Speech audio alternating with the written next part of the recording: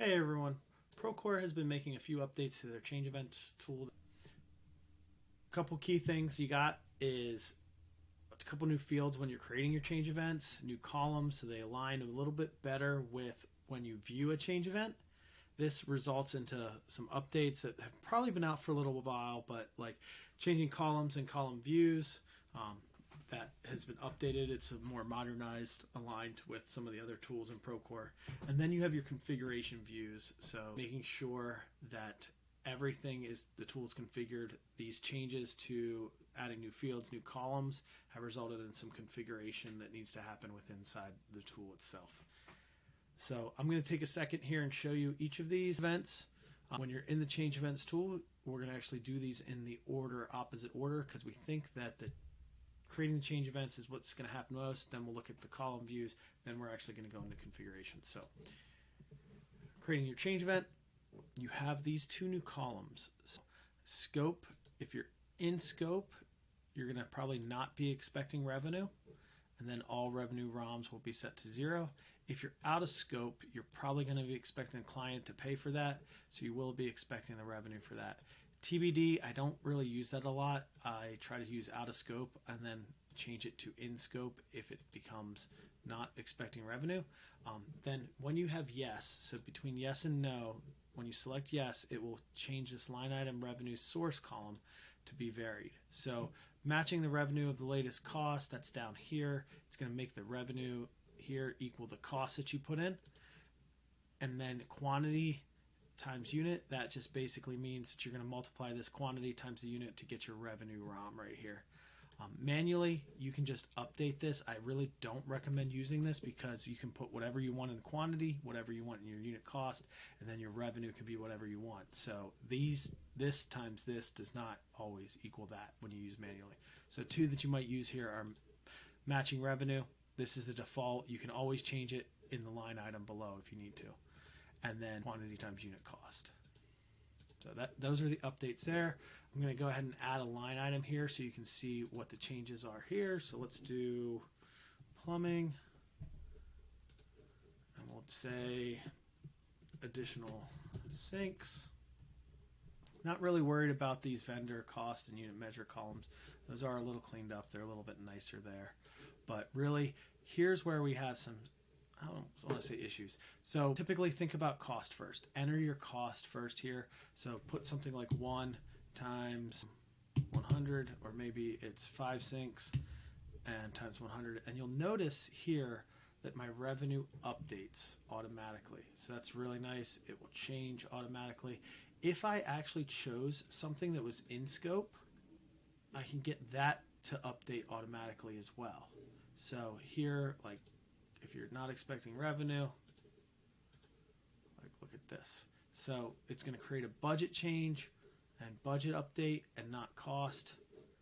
And then if you're out of scope and you expect revenue, you notice that the budget goes away. And I would have to delete this, but if I come here and select revenue expected, latest cost, that will update it there.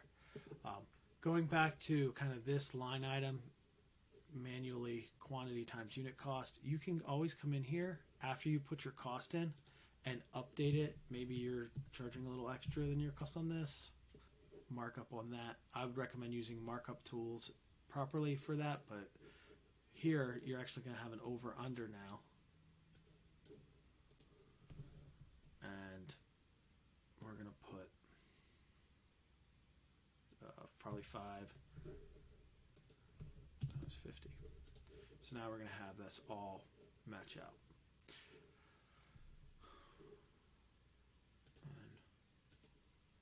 Right. So making sure that you can update all these columns is really helpful. I think that might actually be a -5. Yeah. Okay. So moving on, that's really your updates to the change events. Like I said, we have, if you're out of scope, you typically are expecting revenue. Try to match that column. If you're in scope, you're typically not expecting revenue. Try to not use the TBD. And then here, big key here is remember, start with the cost, then go to your revenue if you're expecting it, then build your budget. A little trick for everyone too while I'm thinking about it is if you start from contract here, it's going to limit your number of budget codes you can select your vendor. So I often will go contract, vendor, budget code if you're writing a change order to one that's already been selected.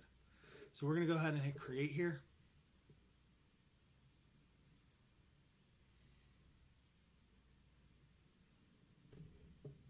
And now you'll see here we got a couple options. So moving on to the kind of the column views have been updated. These column views, they've been actually ability to change it at the change event view level. You have a couple little updates when you're editing a change event, and then you also have some changes on the company and the project level as well. So let's just take a look at inside the change event. I can pin columns, so that's the big change here. You can go ahead and pin columns, pin to the left. You can, maybe I can pin this description to the left, and now slide this to the right and left. It's really helpful there. You could also pin maybe your cost, pin column to the right. I don't know that you would do that, but you could have that. Really, we should have an over-under that I would like to pin here, but we don't have that for some reason. But go ahead and hit save here. Now you're going to be viewing an individual change event. And then here are some things that you can add. So I got these pinned here. I could go ahead and pin this description. I'm grouping by item type. I like to also group by, that's fine for now. You can slide these columns back and forth. If I move over to the right, I can pin this over under.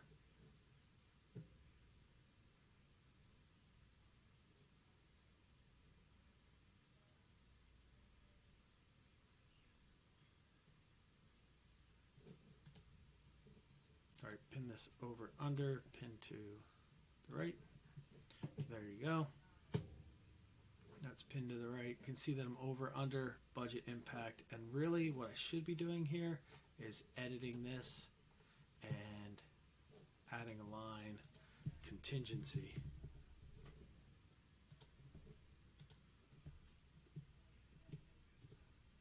Extra.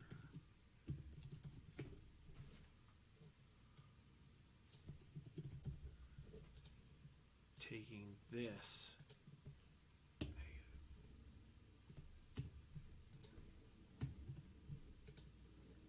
deleting this, 0, 0, saving that.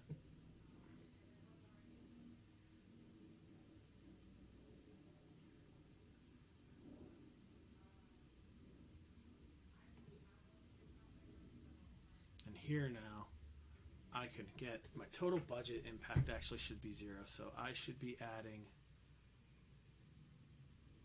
taking two, actually this is correct, sorry, 50, and then this is 5. Now that will be 0. Budget change will be overall 0, and then I will be plus 250 for this, and I will be, my revenue will be there.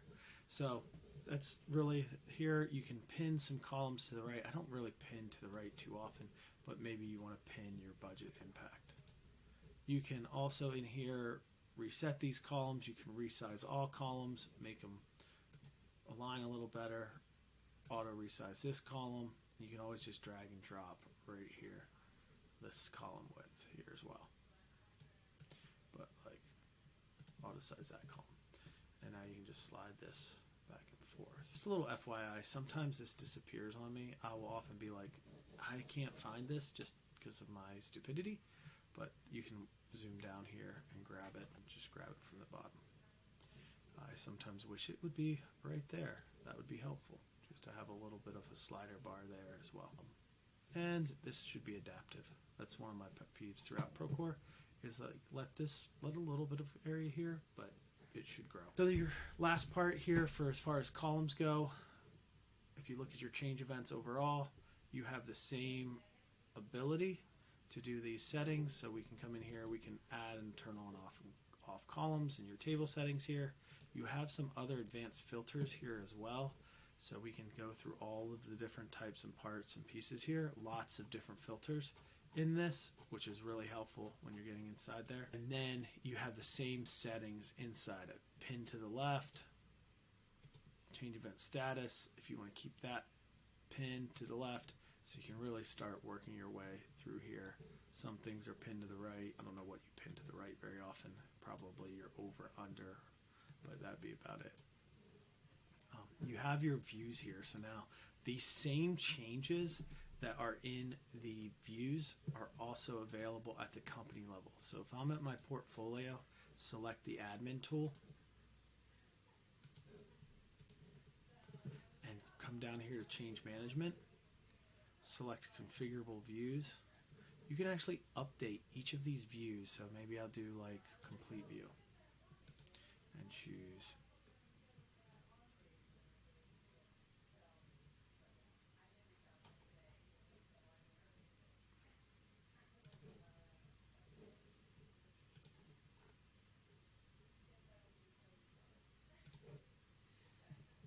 the sandbox project. You can now go through and configure these columns, very similar to the other one, right? You can turn on one and off. One thing I wish it did was let you just drag the columns left and right here, or up and down. You have your filters, pretty much some similar filters, but not all the filters are there, just so you know. So you have some filter by status, you can filter by views, but you can't filter by as much detail as in the live view. And then you can come here, pin columns to the left, no pin, untake it, or resize these columns down here, and it's going to keep these. Like we can auto resize. Another thing that I can do, I can hide columns by turning this like created by off here. I can do that, but in the change event itself, you can actually come here and you can hide this column a lot easier. So that's a nicer tool as well there. So that's as far as we go as configuring our view. Last thing that I will show you guys today is how you want to set up your overall tool configuration. There are some changes here.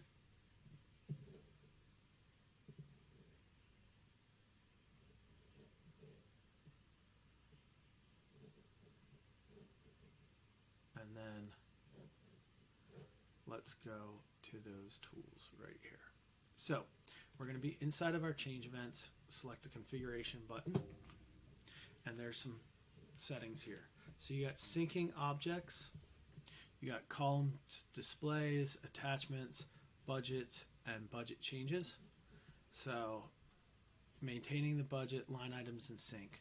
This is really with your PCOs, your PCCOs, your commitments, everything that you put that budget code in will update. So if you update the change event, it will update the commitment or the commitment change order. So that's really helpful to have on. If you take off this display revenue, latest cost, or latest price, latest cost, and over under columns, this is kind of turning it back to the way it was before all these updates and changes are made. So this gets rid of the kind of your unit of measure or your quantity and your unit cost. So if you get this, it turns it into like a manual entry item.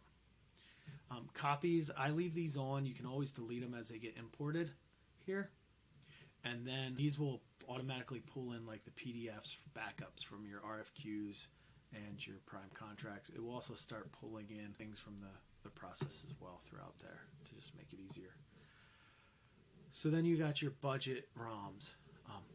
General recommendation is here. So if your budget ROM is in scope, update it with the latest cost, because you're going to have to make a budget change right there, and then you're going to have to figure out where you're getting that money from. Also increase that money and then write a negative. So then you have a budget ROM for out of scope. We don't need these. They're really going to be changed by the prime contract change order. Same way with the budget ROM for TBD. That's going to be changed with the budget change order as well. So that's it for this. Last one, prevent the budget changes, save change event items, same as change event items. That's fine to use. Really, if you look at that, that's really all about making sure that you have that you're not creating a budget change for the same line as you're creating a prime contract change order. If you are doing this effectively and you're not doing horizontal markup or changing them manually from right here to here, like if you're not changing the cost and revenue, you shouldn't ever have to make a budget change for the same amount. If you're manually changing it, then you will. So just be aware of that. Best practice is to have that on for yourself. Hit save and you're done with those changes. So that's it.